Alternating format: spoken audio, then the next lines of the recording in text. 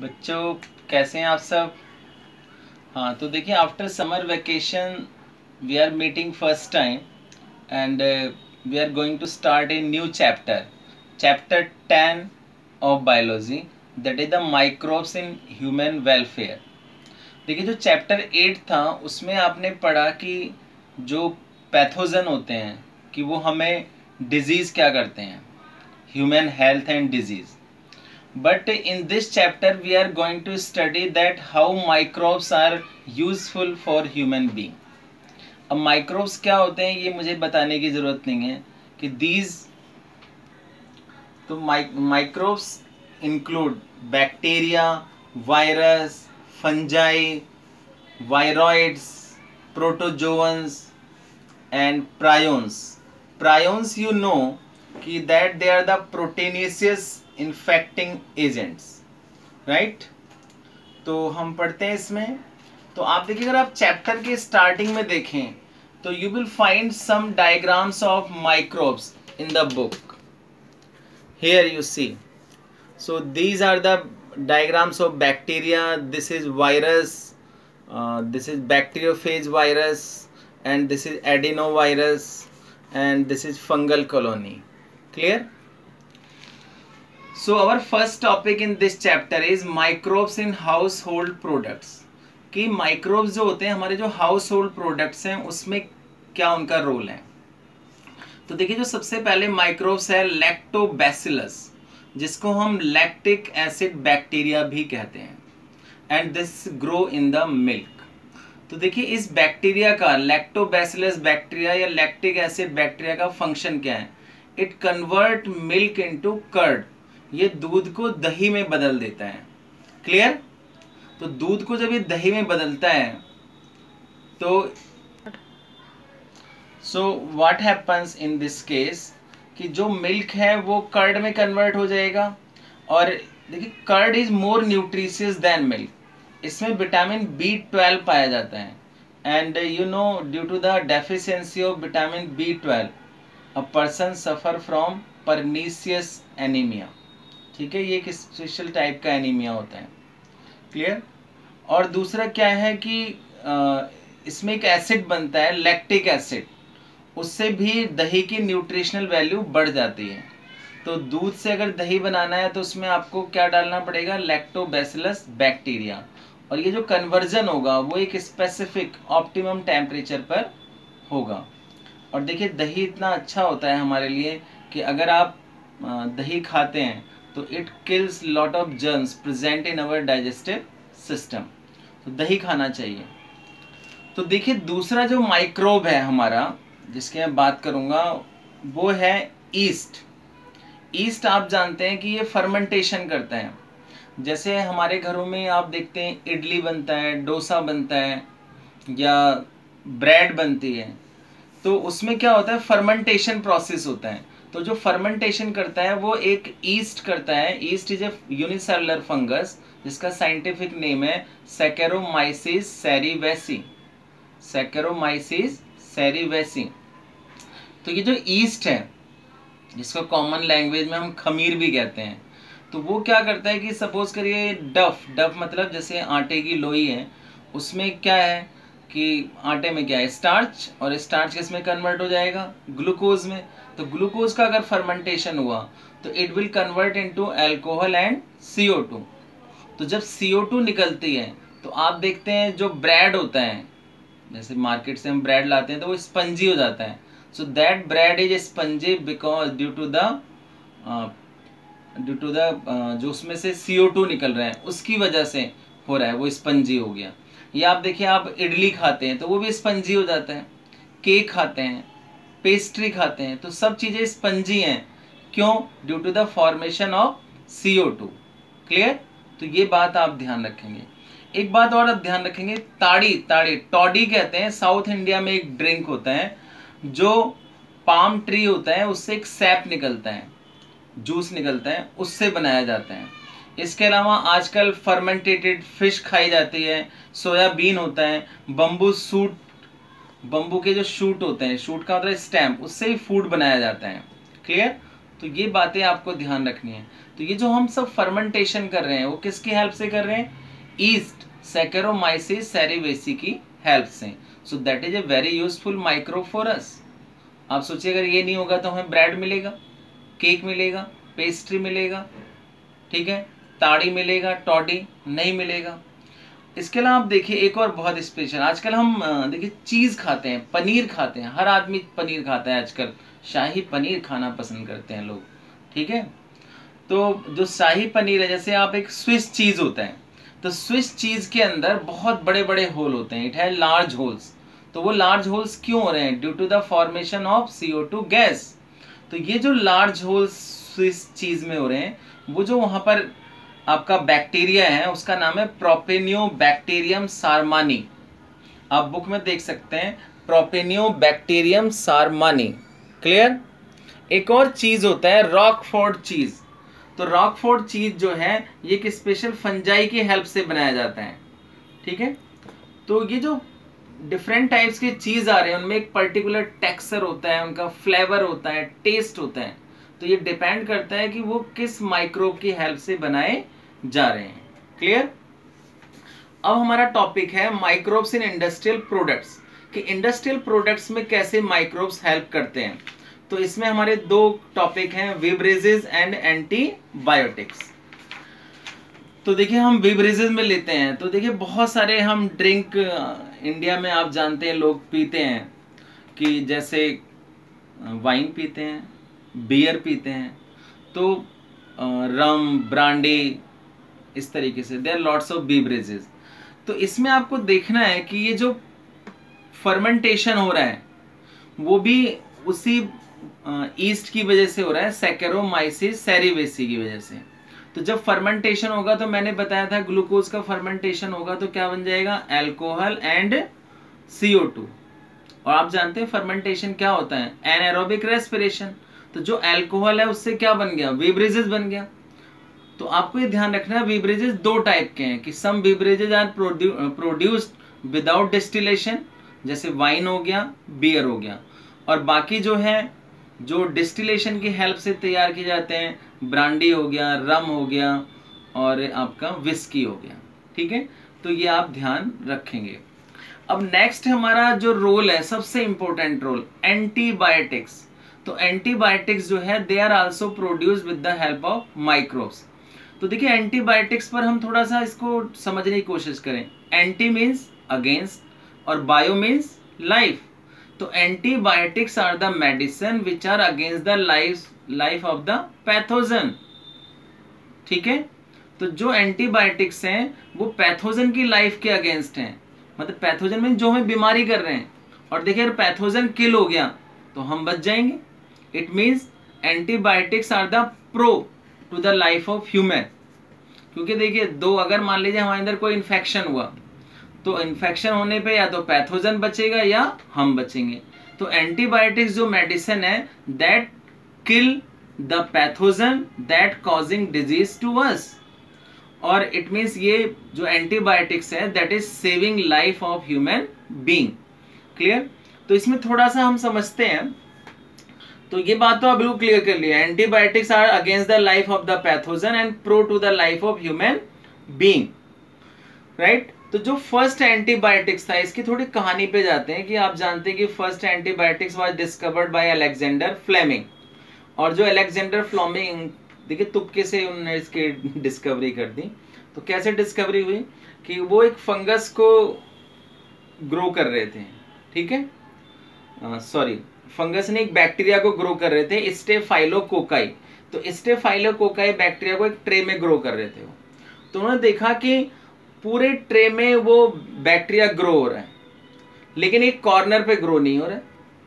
तो सोचने लगे भी ऐसा क्यों हुआ। तो उन्होंने देखा कि जिस कॉर्नर में स्टेफाइलोकोकाई बैक्टीरिया ग्रो नहीं हो रहा है वहां पे एक फंगस ग्रो हो रहा है, उसका नाम है पेनिसिलियम नोटेटम। तो इससे उन्होंने गैस किया कि Penicillium notatum is secreting some chemicals that can kill the bacteria Staphylococci. कि पेनिसिलियम नोटेटम फंगस से कुछ केमिकल निकल रहे हैं जो बैक्टीरिया को किल कर सकता है। तो उसी को क्या नाम दे दिया गया? पेनिसिलिन। और penicillin was the first antibiotic. लेकिन वो उस पर ज़्यादा स्टडी नहीं कर सके। बाद में 2 साइंटिस्ट और उनके साथ इन्वॉल्व हुए, मिस्टर चेन एंड फ्लोरी, और इन्होंने जो है तीनों ने मिलकर उसका जो मतलब मैक्सिमम यूज हो सकता था एंटीबायोटिक्स का, पेनिसिलिन का, वो उन्होंने पता लगाया। And these 3 Fleming, Florey and mister Chain, they were given Nobel Prize in 1945।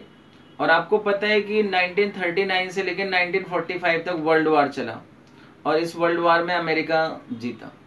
तो अमेरिका के बहुत सारे सैनिक घायल हुए इसमें। लेकिन अमेरिका युद्ध क्यों जीत गया जानते हैं आप? वो युद्ध इसलिए जीत गया क्योंकि उसके पास एंटीबायोटिक्स था, पेनिसिलिन, और वर्ल्ड में उस टाइम किसी के पास भी एंटीबायोटिक्स नहीं था। तो देखिए, मैं आपसे यही कहना चाहता हूँ कि केवल सोल्जर ही लड़ाई नहीं लड़ता अपने देश के लिए, एक साइंटिस्ट भी अपने देश की रक्षा करता है। तो देखिए, अमेरिकन जो साइंटिस्ट थे उन्होंने अपने देश की रक्षा कैसे की कि दे डेवलप्ड एंटीबायोटिक्स, और उन एंटीबायोटिक्स ने उनके घायल सैनिकों का इलाज किया और उनके सैनिक ठीक हो गए और बाकी देशों के सैनिक घायल होने के बाद मर गए, because they did not have antibiotics. तो यही मैं आपसे कहना चाहता हूँ, if you are increasing your knowledge, if you are enhancing your knowledge, if you are polishing your knowledge, तो you are serving your country. So if you become good doctor, so definitely you will save the life of our soldiers who are fighting against China, right? तो बेटा Chinese products को भी हमें छोड़ना है। तो देखिए, पेनिसिलिन के बाद बहुत सारे एंटीबायोटिक्स बन गए और आपने सुना होगा टेट्रासाइक्लिन, ठीक है, और देयर लॉट्स ऑफ एंटीबायोटिक्स, और वो डिफरेंट डिजीज के ट्रीटमेंट में यूज होते हैं। क्लियर? तो ये आप ध्यान रखें। अब मैं आपसे बताना चाहता हूं कि कुछ chemicals, enzymes and other bio active molecules. So now we will talk about chemicals, enzymes and other bio active molecules we get from the microbes. Okay, तो बेटा हम इसमें बुक में ही देखेंगे, आप सब बुक खोल के रखिए पढ़ते टाइम। तो देखिए, इसमें जैसे दिया हुआ है कि एस्परजिलस नाइजर एक फंगस है जो साइट्रिक एसिड बनाने में हेल्प करता है। आप जानते हैं citric acid we get from lemon, right, from oranges, लेकिन यहाँ पर हमने एक फंगस की हेल्प से बना लिया साइट्रिक एसिड। एसिटोबैक्टर एसिटी, ये एक बैक्टीरिया है जो एसिटिक एसिड बनाता है। क्लोस्ट्रोडियम ब्यूटीलाइकम, ये भी एक बैक्टीरिया है जो ब्यूटारिक एसिड बनाता है। लैक्टोबैसिलस भी एक बैक्टीरिया है जो लैक्टिक एसिड बनाता है, ठीक है। अच्छा देखिए, मैं जो बताना चाहता हूँ आपको कि बोर्ड में कैसे क्वेश्चन आता है। बोर्ड में क्वेश्चन ऐसे आता है कि मान लीजिए कोई ऑर्गेनिज्म है, फॉर एग्जाम्पल हमने ले लिया एस्परजिलस नाइजर, तो ये एक ऑर्गेनिज्म का नाम हो गया। अब आपको इसकी कैटेगरी बतानी है। कैटेगरी क्या होगी कि एक फंगस है, ये बताना है, ठीक है। बैक्टीरिया तो बैक्टीरिया बताएंगे, तो Aspergillus niger is a fungus. अब ये प्रोडक्ट क्या बना रहा है? Citric acid. फिर ये बताना है उस साइट्रिक एसिड का यूज क्या है, एप्लीकेशन क्या है। तो आपको 4 चीजें ध्यान रखनी है। अब चलिए हम आगे बढ़ते हैं। देखिए, जैसे हमने ईस्ट की बात की थी, तो अभी I just have told you that Saccharomyces cerevisiae yeast, जिसको हम बेकर्स ईस्ट भी कहते हैं। क्यों? क्योंकि वो बेकरी में काम आता है, ब्रेड बनाने में। ब्रूअर्स ईस्ट भी कहते हैं क्योंकि वो बेवरेजेस बनाने में काम आता है, एथेनॉल बनाने में, राइट। एक और मैं बात करूंगा, लाइपेज एक एंजाइम होता है। तो लाइपेज देखिए नाम से लीजिए, इसका मतलब लिपिड पे काम करता है, चिकनाई पे काम करता है। तो lipase enzyme it is used in the formation of detergent. तो डिटर्जेंट क्या करते हैं कि जो भी हमारे कपड़ों में गंदगी होती है उसको साफ कर देते हैं। तो जो भी आपके ऑयली स्टेन्स होते हैं लॉन्ड्री वगैरह में, तो ये साफ करने में काम आता है लाइपेज एंजाइम। क्लियर? अब देखिए, एक फ्रूट जूसेस, आप देखिए जो मार्केट से फ्रूट जूसेस आते हैं, आप सब तो पीते ही हैं, रियल का आता है और पतंजलि के भी आ रहे हैं। तो आप देखेंगे वो ज़्यादा क्लियर होते हैं। Why they are more clear? और वैसे आप घर पर जूस निकालें या जूस वाले की दुकान से खरीद के पिए तो वो इतने ज़्यादा क्लियर नहीं होते। द रीज़न इज़ दैट कि जो जूस आ रहा है, ब्रांडेड जूस आ रहा है, वो उस जूस के अंदर कुछ एंजाइम्स डालते हैं। पैक्टिनेज एंजाइम डालते हैं वो, और प्रोटीजेज एंजाइम। तो जो पैक्टिनेज और प्रोटीजेज हैं, तो आप जानते हैं कि जैसे प्लांट की सेल की जो सेल वाल होती है उसमें पैक्टिन होता है, तो पैक्टिनेज एंजाइम क्या करेगा, उस पैक्टिन को गला देगा, राइट। तो इसलिए वो जूस क्या हो गया, ज़्यादा क्लियर हो गया। अब देखिए जो मैं अब बात बताने जा रहा हूँ ये बहुत ही इंपॉर्टेंट है, कोई साल नहीं गया आज तक बोर्ड का जो क्वेश्चन इससे रिलेटेड नहीं आया। अब मैं आपको 3 केमिकल्स बताऊंगा जो आपको बिल्कुल याद रखने हैं, और उनका सोर्स भी ध्यान रखना है, और उनका एप्लीकेशन भी ध्यान रखना है, और आपको यही बताना है कि उस ऑर्गेनिज्म की कैटेगरी क्या है, कि वो फंगस क्या है, बैक्टीरिया है, वट एवर इट इज। तो देखिए स्ट्रेप्टोकाइनेज, ध्यान दीजिएगा, आदित्य तुम ध्यान नहीं दे रहे हो। स्ट्रेप्टोकाइनेज, स्ट्रेप्टोकाइनेज जो है ये एक स्ट्रेप्टोकोकस बैक्टीरिया से मिलता है ये प्रोडक्ट। और ये जो स्ट्रेप्टोकाइनेज है ये काम क्या करता है, ये क्लॉट बस्टर है। देखिए हमारी ब्लड वेसल्स में क्लॉट जमा हो जाता है, और सोचिए अगर हमारी जो हार्ट की ब्लड वेसल्स हैं उनके अंदर क्लॉट जम गया तो क्या हो जाएगा, हार्ट अटैक आ जाएगा। तो ये क्लॉट बस्टर है। अगर हमारी हार्ट की ब्लड वेसल्स में, कार्डिक ब्लड वेसल्स में क्लॉट जमा हो गया है तो उसको रिमूव करने के लिए क्या यूज किया जाएगा, स्ट्रेप्टोकाइनेज। तो देखिए एग्जाम में कैसे क्वेश्चन आएगा कि स्ट्रेप्टोकाइनेज फंक्शन क्या है, क्लॉट बस्टर, सोर्स क्या है, स्ट्रेप्टोकोकस, और स्ट्रेप्टोकोकस क्या है, दैट इज ए बैक्टीरिया। तो ये आपको ध्यान रखना है, और वो बचाएगा हमें किससे, हार्ट अटैक से, जिसको हम क्या कहते हैं, मायोकार्डियल इन्फार्क्शन।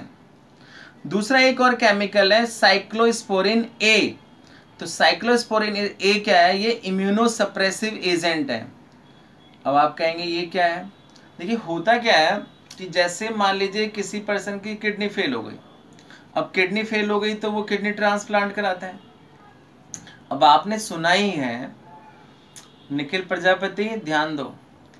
तो बेटा क्या हुआ कि जैसे कि अब आप सोचिए अगर मान लीजिए हम किसी दूसरे व्यक्ति का ब्लड लेते हैं तो क्या हम ऐसे ले लेते हैं, नहीं, हम ब्लड को मैच करते हैं।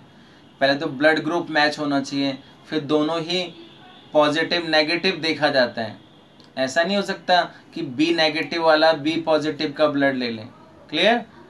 तो सेम ग्रुप होने के बावजूद भी ब्लड का ट्रांसफ्यूजन कई बार नहीं किया जाता है, तो ये बहुत इंपॉर्टेंट। अब सोचिए अगर आप ऑर्गन ट्रांसप्लांट कराना है तो क्या बॉडी ऐसी ले लेगी, नहीं, हमारी बॉडी जो है उसको रेजिस्ट करती है। मैंने आपको बताया भी था इम्यूनिटी के केस में, सेल मेडिएटेड इम्यूनिटी। तो हमारी बॉडी जो है बाहर से कोई भी ऑर्गन आता है तो उसको रिजेक्ट करती है। तो अब रिजेक्ट कर देगी तो ऑर्गन कैसे लिया जाएगा। तो अब हमारी बॉडी की जो इम्यूनिटी है उसको डाउन किया जाता है, और इम्यूनिटी डाउन करने के लिए हम कौन सा केमिकल लेते हैं, उस केमिकल को कहेंगे इम्यूनोसप्रेसिव एजेंट, और उस केमिकल का नाम है साइक्लोस्पोरिन ए। और इसका सोर्स क्या है, सोर्स है एक फंगस, और उस फंगस का नाम है ट्राइकोडर्मा पॉलीस्पोरम। क्या नाम है, ट्राइकोडर्मा पॉलीस्पोरम।